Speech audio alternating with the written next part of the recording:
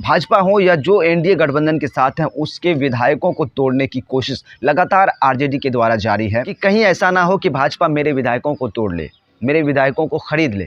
लेकिन अब ये डर भाजपा में निहित है। उनसे जब पूछा गया कि क्या बिहार में खेला 12 तारीख को 12 फरवरी को होने वाला है, तो उन्होंने कहा कि नहीं, बिल्कुल भी नहीं, कोई खेला नहीं होगा। बिहार से जनता दल यूनाइटेड की विश्वसनीयता तो खत्म हो ही गई है, साथ ही जनता दल यूनाइटेड का विलय हो गया है।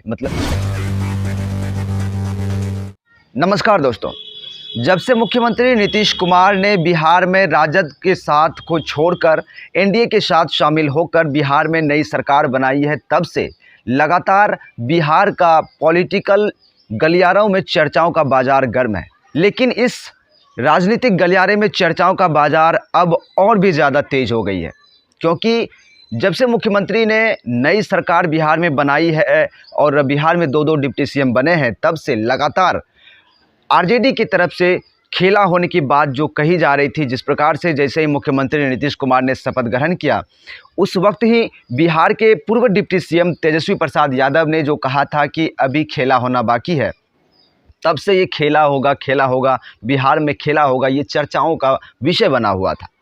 जिसका अब जब 12 फरवरी को फ्लोर टेस्ट होने वाला है, उसमें खुलासा हो जाएगा। लेकिन इस बीच तमाम तरह के सवालात जो है कि सामने आ रहे थे, ग्राउंड लेवल से भी कुछ खबरें सामने आ रहे थे, जो लोगों का विचार है और जो इस वक्त राजनीतिक जो दल है, जो बिहार में जो सियासी पार्टी हैं, उनमें जो चल रहा है, विशेषकर वो बहुत ज़्यादा महत्वपूर्ण हो जाता है। बिहार के लोगों को जानना, आपको जानना कि आखिर चल क्या रहा है।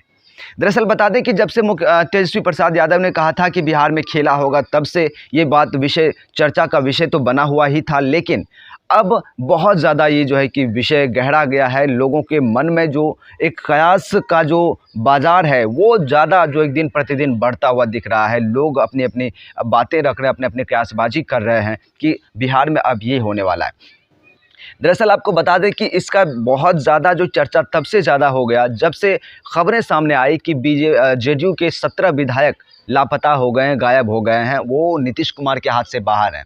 मतलब मुख्यमंत्री नीतीश कुमार उनसे संपर्क साधने की कोशिश कर रहे हैं, लेकिन उनसे संपर्क नहीं हो पा रही है। लेकिन दोस्तों, अब जो खबरें सामने आ रही है, जिस प्रकार से बिहार की राजनीति में फेरबदल हो रहा है, उठापटक हो रही है, वो देखने लायक है। लेकिन इस समय अहम बात यह है कि बीजेपी अपने जितने भी विधायक हैं, सभी को गया बुला रहे हैं। कोई 5 स्टार या 3 स्टार होटल हैं गया में, जो है कि उन सभी को रखा जाएगा। मतलब जो बीजेपी के, जो भाजपा के विधायक हैं बिहार के, सभी को ये निर्देश दिया गया है कि आप सभी को 10 तारीख तक, 10 फरवरी तक आपको गया पहुंचना है और सीधे वहां से 12 तारीख को जो मतलब फ्लोर टेस्ट रखा गया है, तो उसमें उसे डायरेक्ट वहाँ से लाया जाएगा, पटना लाया जाएगा।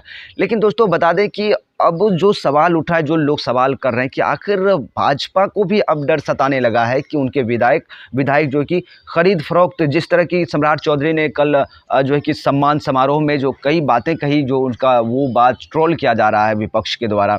कि सबसे पहले बात तो ये भी है कि उनके द्वारा कहा गया कि जो है कि आरजेडी विधायकों की खरीद फरोख्त करने में लगी हुई है और पूरी कोशिश है आरजेडी की कि किसी तरह से उनकी सरकार बिहार में बन जाए, जिसके वजह से तमाम दल, जेडीयू हो या फिर भाजपा हो या जो एनडीए गठबंधन के साथ हैं, उसके विधायकों को तोड़ने की कोशिश लगातार आरजेडी के द्वारा जारी है।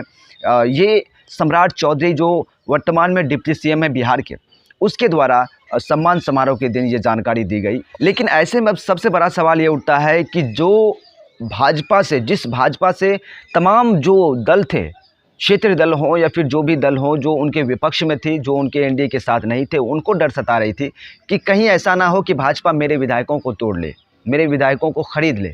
लेकिन अब ये डर भाजपा में निहित है, अब ये डर भाजपा में दिख रही है, खासकर बिहार में दिख रही है। इसके वजह से सभी विधायकों को गया बुलाया गया है। और ये जो खबरें दोस्तों बताई जा रही थी कि 17 विधायक जेडीयू के जो है कि टूट गए हैं, इस पर भी चर्चा की गई, इस पर भी सामने खुलासे आए। मैंने पहले भी बताया था कि इसमें कोई आरजेडी की तरफ से या फिर जेडीयू की तरफ से कोई ऑफिशियल या फिर जो है कि कोई भी उसके बड़े विधायक या नेता इस पर जानकारी नहीं दिए थे। हालांकि ये सोशल मीडिया में खबरें घूम रही थी चारों तरफ। कल जिस प्रकार से जेडीयू की विधायिका बीमा भारती के द्वारा इस पर स्पष्ट तौर पे कहा गया कि ऐसी कोई बात नहीं है और ये सभी अफवाहें हैं। और उनसे जब पूछा गया कि क्या बिहार में खेला 12 तारीख को 12 फरवरी को होने वाला है, तो उन्होंने कहा कि नहीं, बिल्कुल भी नहीं, कोई खेला नहीं होगा और सभी विधायक अपने अपने काम पर अपने क्षेत्र में व्यस्त हैं। तो ये तमाम खबरें जो है उस पर उन्होंने कटाक्ष करते हुए कहा कि ये महज अफवाह है। लेकिन ये अफवाह है या हकीकत, ये 12 तारीख को ही साफ हो पाएगा। ऐसा कहा जा रहा है कि 12 तारीख को खेला होने वाला है। यकीनन खेला तो होगा ही, वो चाहे आरजेडी खेला करे या फिर जेडीयू खेला करे या एनडीए गठबंधन करे, लेकिन खेला तो होना तय है। क्योंकि जिस प्रकार से खबरें निकल कर आ रही थी कि जेडीयू में भी लगातार टूट रही है, एनडीए में जो जितने भी दल शामिल हैं उसमें टूट पड़ रही है। जिस प्रकार से मांझी, जीतन मांझी जो है कि उनके बेटे को एक मंत्रालय दिया गया है और उसे मंत्री बनाया गया है, तो उसमें जीतन मांझी का कहना था कि हमें एक एक मंत्री मेरे बेटे को बनाने से नहीं होगा, उसे और भी कुछ चाहिए था, उनकी मांगें पूरी नहीं हो रही थी। अब पता नहीं अब तक हुई या नहीं हुई, अंदरूनी क्या बातचीत है किसी को नहीं पता।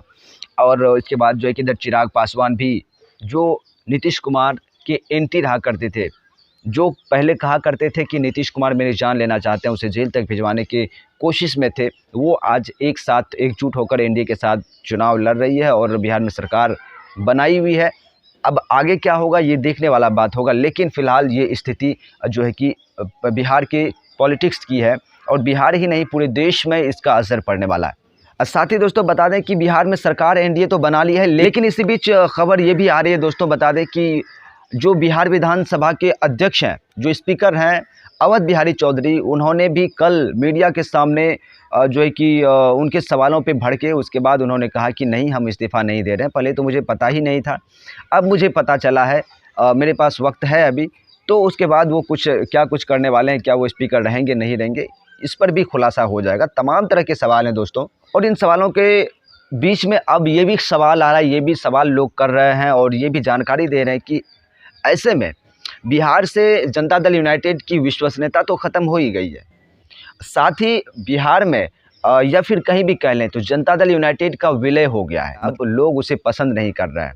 तो अब इस बात में भी कहीं ना कहीं सच्चाई नज़र आ रही है, क्योंकि जो ग्राउंड लेवल से खबरें सामने आ रही है उसमें इस बात का बखान हो रहा है। लोग, पब्लिक इस बात को कह रहे हैं, पब्लिक स्वीकार करें, क्योंकि नीतीश कुमार के आचरण को लोग समझ चुके हैं कि वो कभी भी दल बदल सकते हैं। वो चाहे एनडीए के साथ हो, आज एनडीए के साथ हैं, कल राजद के साथ आ जाएंगे, इंडिया गठबंधन के साथ आ जाएंगे, या फिर कल इंडिया गठबंधन में भी अगर आ जाते हैं तो फिर एनडीए में जा सकते हैं। तो इन तरह के सवाल हैं जिसकी वजह से नीतीश कुमार की विश्वसनीयता तो ख़त्म हुई है। इसी की वजह से उनके विधायक भी टूट रहे हैं, ऐसा कहा जा रहा है। साथ ही आपको बता दें कि खबरें ये भी आ रही कि आरजेडी के संपर्क में बीजेपी के 6 विधायक हैं।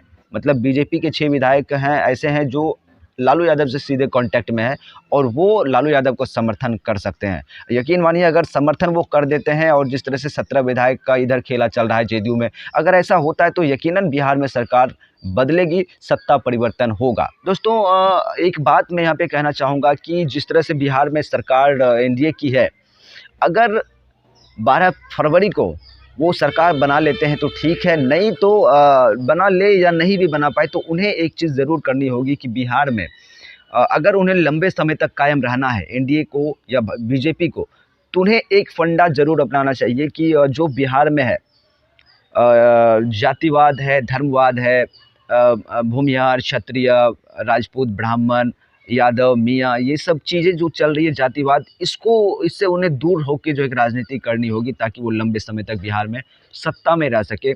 और साथ ही मंदिर मस्जिद का जो मामला है, जो भारतीय जनता पार्टी के ऊपर टैग लग गया है कि वो इस चीज़ों पे ज़्यादा ये करते हैं। उनकी राजनीति का तरीका ही यही है कि कहीं मंदिर तुड़वाया जाए, कहीं मस्जिद तुड़वाया जाए, या मंदिर मस्जिद हिंदू मुसलमान को बांट करके वो चुनाव लड़ते हैं जिससे उसे फ़ायदा होता है। तो कहीं ना कहीं इस चीज़ों से लंबे समय तक वो सत्ता में नहीं रह सकते हैं। तो उन्हें ज़रूरत है कि इन सभी चीज़ से परे होकर के राजनीति करनी चाहिए।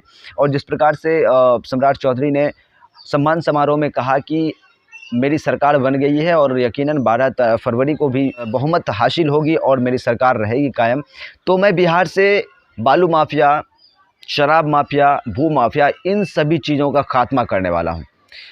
अगर सच्चे मन से इन सभी चीज़ का खात्मा किया जाए और जातिवाद से ऊपर उठ के कार्य किया जाए तो यकीनन भारतीय जनता पार्टी की छवि जो है वो धूमिल नहीं होगी, वो दिन प्रतिदिन बेहतर होगी।